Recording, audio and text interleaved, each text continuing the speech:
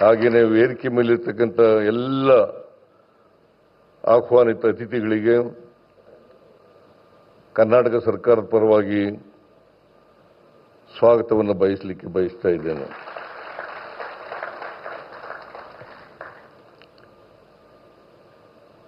ರಾಷ್ಟ್ರದ ಪ್ರಧಾನಿಗಳಾದಂಥ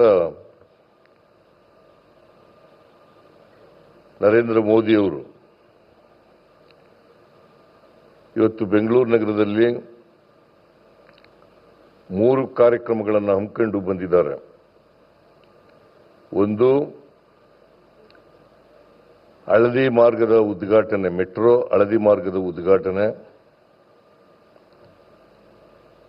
ಎರಡನೇದು ಮೆಟ್ರೋ ರೈಲು 3ನೇ ಹಂತದ ಶಂಕುಸ್ಥಾಪನೆ.